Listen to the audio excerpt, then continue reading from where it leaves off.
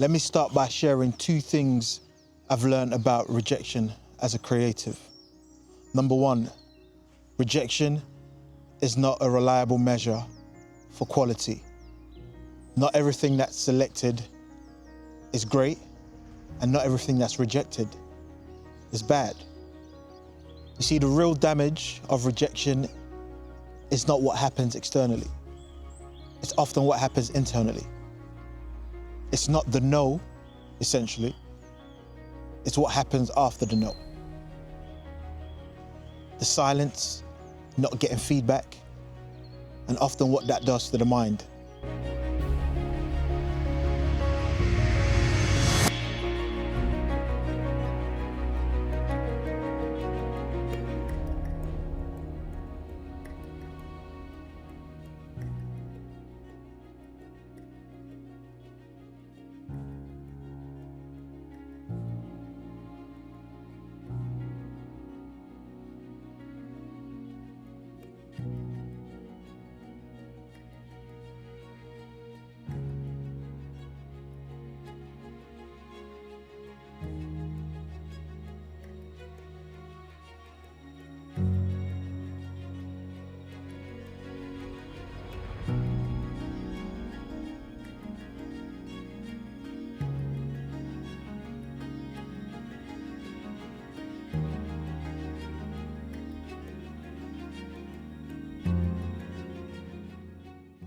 Over the last 6 months, since the release of Stolen Dreams Redemption, we've had 10 screenings. After the first screening, which was the premiere where we had hundreds of people, friends, families, colleagues, you name it, people were there to support. But after that, it was important for me to see if I can build an audience outside of those people, outside of the people who knew me. And since then, we've had further screenings. Birmingham, Manchester, London several times. We've even been to Berlin. And then the list continues to grow in terms of the demand in different locations, different cities, different areas. For me, it's been about, can I build an audience organically from the ground up, slowly but surely? The size of the rooms have been different. There's been meaningful conversations. There's been impact in regards to this story and what it means. But at the same time, what I've been doing also has been submitting to various festivals.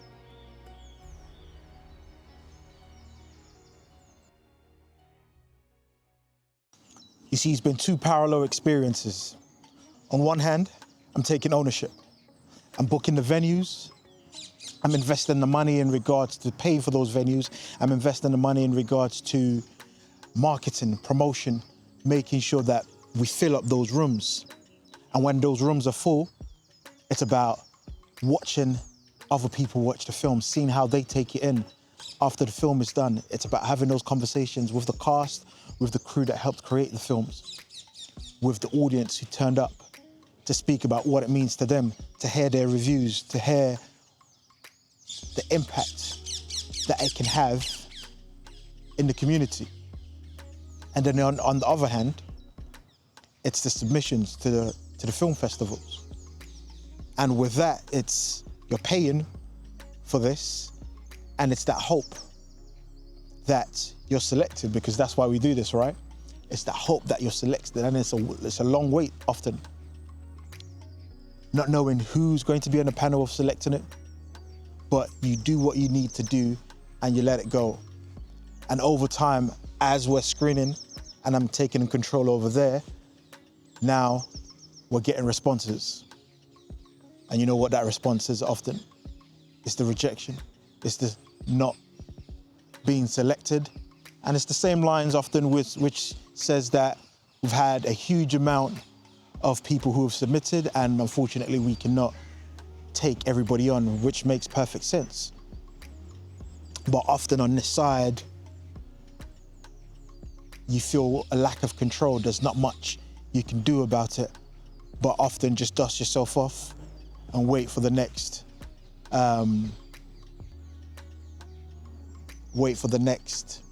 decision to come through. How you feeling? Yeah, good. Yeah? Yeah. It's all good, you know? It's always interesting to just see how people feel about the film, just the energy. It's like, just speaking to Lloyd there, he said that he was a bit lethargic after work and, was umming and ahhing whether to come or not. But now he's like, I don't want to go home. I feel energized. I was just like, you might even hear from me tonight or tomorrow. Oh, wow, look at that. That's fantastic, isn't it? Yeah. That's really good. Amazing. I've had a few people just asking for the information and stuff, so that's really good. You see, the thing is, when you do get those rejections, the no's, that you haven't been selected, with no feedback, sometimes you're left to fill in the gaps yourself. You start questioning the system, the process, because you don't have full transparency into how the decisions have been made, who's made those decisions. So you start asking yourself, was my film even watched? Did they even read the script? All of these things start playing through your mind. You start doubting yourself potentially. Am I good enough? Was the work good enough? The questions. Last week I spoke about self-doubt. These are the type of things that create that doubt within yourself, especially when you're waiting for somebody to open the door for you, waiting for somebody to say, yes, you are good enough. That validation that's needed often in the creative industries, where somebody gives you that opportunity, where somebody says yes and opens the door for you. But once that no and the door stays firmly shut, you can't help but continue to question yourself. Final question, how did you find the resources to make this film? How did you manage that time? Because you have to pay your actors. Yeah, that's the hardest part, because like I said, I wanted to write something that I could create. So with the first Stolen Group of Ellis, it was literally 2 characters, 1 location, similar time, 50 minutes. How do you tell a story without different cuts and changing the scenes and things like that, and still keep people's attention? Ultimately, I had to work multiple jobs. So I say this to young people in terms of, if you were having a party, I might have been a bouncer at your party at one point.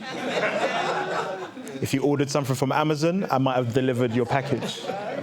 If you ordered an Uber, I might have picked you up in this room. I'm not lying to you. And most recently, to fund redemption, if you're moving house, I could have been the person to come and move your stuff. So for me, it's having 3 girls, and it's having a very supporting wife, because I practice what I preach. I've got a daughter that's 15, currently doing her GCSEs, and 2 younger ones. So it's like, if I say I'm going to do something, I find a way. See, for me, I don't dwell on it too much, because my strategy hasn't about just submitting to festivals. It's always been about direct to audience, putting it in spaces where the people can give me feedback.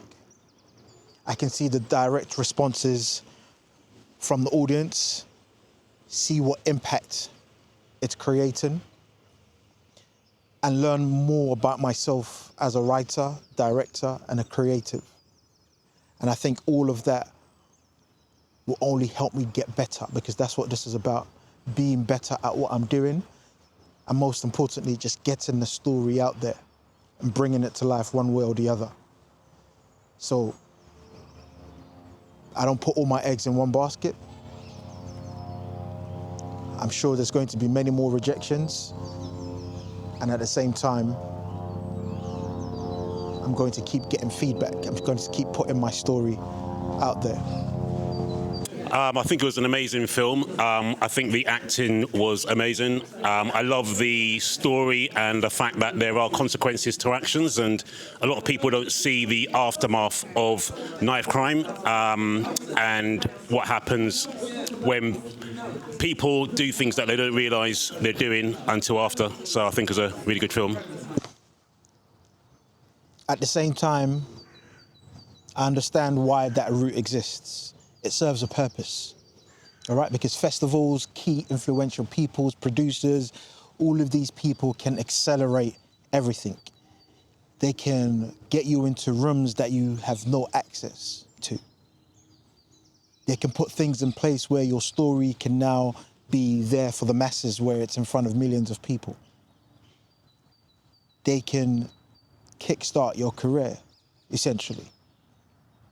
So I understand why many people put all of their eggs in that basket. Because once you are successful, once you do get that yes, then everything can change. And the thought of that is exciting. It's a lottery, but it's exciting. And that's why many people do it. That's why I've done it. The traditional thing to do is write a script and push it out there to a producer, somebody who can find the finance to make it. I've got scripts that I can't produce myself that needs millions and stuff like that.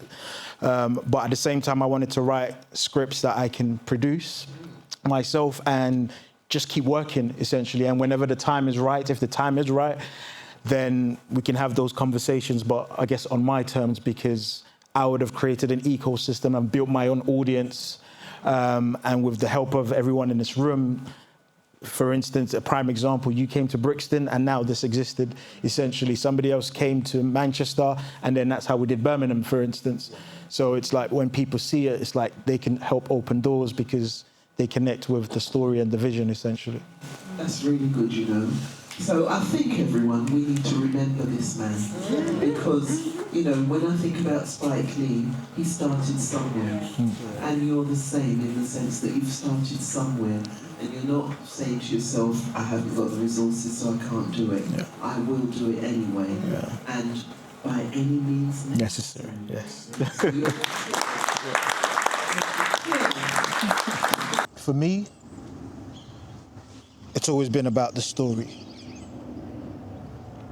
Not the systems, not the festivals, not the producers, not the decision makers, not the people who are doing the choosing, not the people who are doing the rejecting.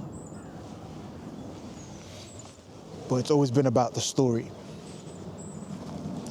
Finding a way to getting the story out there and letting the audience and letting the people decide.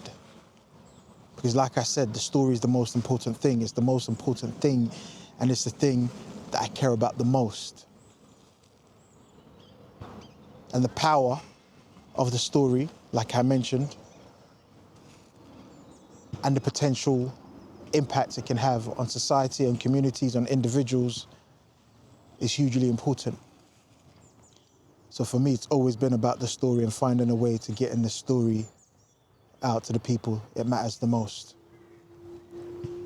And yes, if along the way, key individuals believe in the story as much as I do, and they decide to say yes and select where you, in a position where you're now chosen, then of course it makes that journey of getting the story out to the masses a lot easier than trying to do it yourself, because they have systems and they have the engine behind them to be able to push it to more people.